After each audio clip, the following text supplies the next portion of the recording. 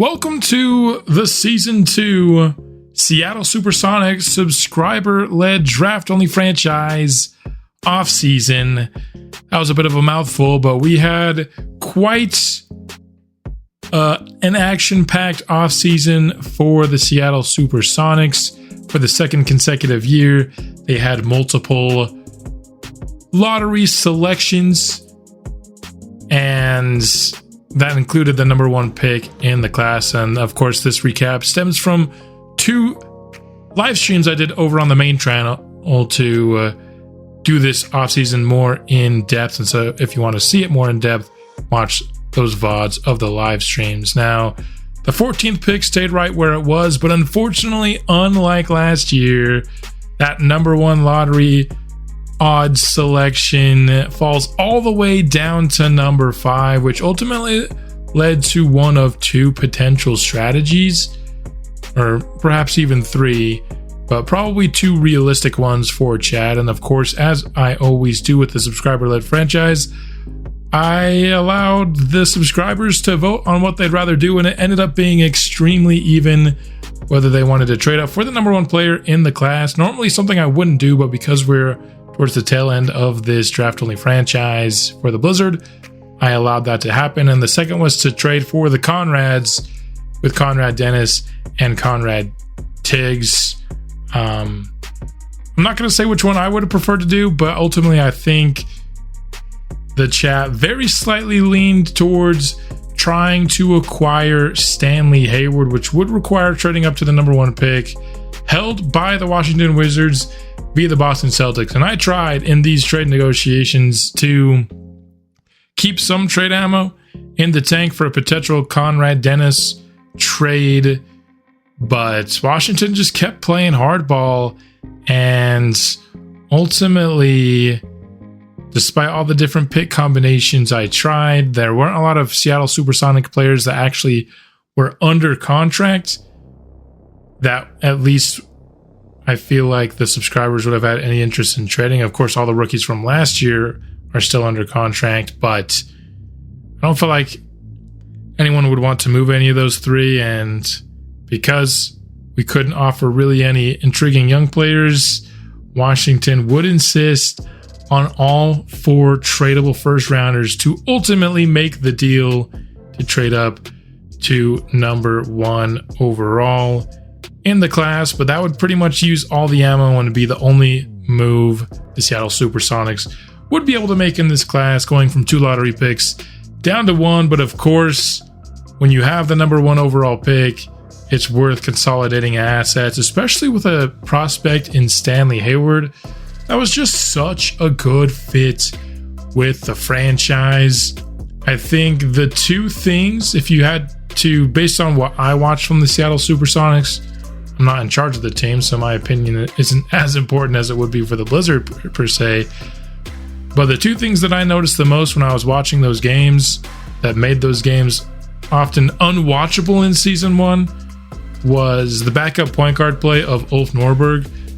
You just needed good point guard play for all 48 minutes. Longley had his moments and was just kind of overall solid, but Ulf Norberg was just so bad, especially in those spotlight games. And the second one is somebody to kind of lead a lineup when Oliver Thompson was off the floor. Last year's team had Jermaine Longley, and while I think he certainly has some scoring chops, I don't think ideally he's somebody that you want leading a lineup oftentimes, if ever. And so Stanley Hayward fills both of those. I think he's enough of a ball handler, shot creator in year 1 to be somebody that can lead some lineups when Oliver Thompson is not on the floor, and you bring that stability to the point guard position, which of course has the ball in the point guard's hands so often. And so you want more than maybe even any of the other positions, except maybe center, because a bad center can really hurt you defensively, but you want at least steady play at point guard, if not superstar. And there's a first look at Stanley Hayward in his Seattle Supersonics threads. 6'4", 216, 19 years old. I think he was pretty much a perfect fit with Seattle, like I said before. So 6 badges off the rip is really good. And looking just kind of across his grades, he doesn't really struggle at anything that you care about for guards. Potential also looks really good for him. And so, yes, it took kind of consolidating a bunch of the assets, but I think it was worth it for a player of his caliber. Switching now to free agency portion of the franchise. Obviously, in a draft-only franchise, it's not going to be as much happening here, but you had a couple of team options to accept, and then you had a couple of free agents on the board in Clintman and Jermaine Longley that I think were high priority for Seattle to try and bring back both these players. UDFA point guard for last year, I don't think it was much of a priority.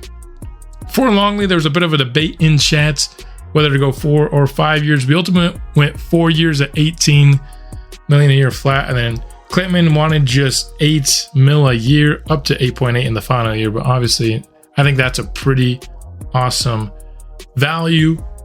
So once the re-signs were secured, it was time to start to think towards the mentor spots, and the most important was point guard D'Angelo Russell, by far the best point guard mentor on the board. Luke Cornett was the best mentor center on the board for Tommy McGee, and then Derrick Jones Jr. I think will be a good mentor for Mobo. We also got Jonathan Isaac, not shown here, for Thompson. But this was the biggest development of the offseason, was of course the player progression screen with 3 rookies with high potential being brought in.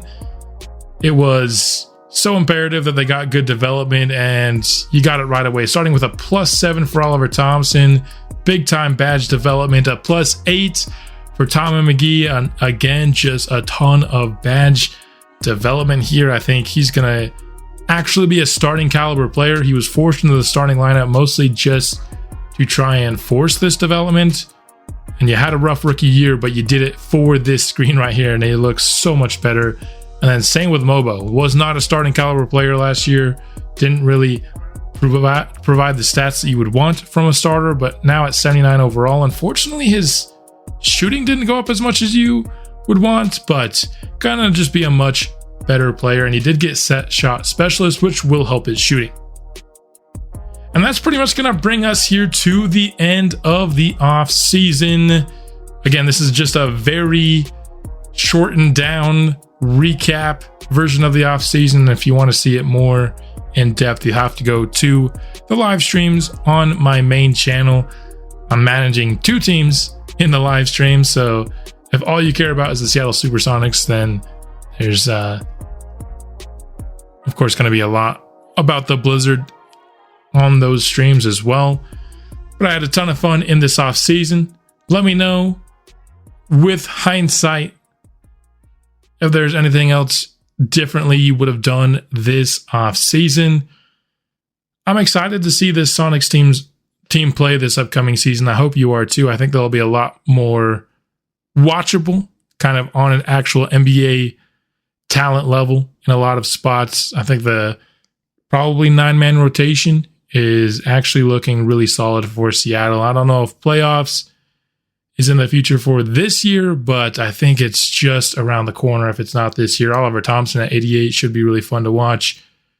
And then just all the develop young guys around him. That's all I've got for this recap. See you soon for Season 2. Go Sonics.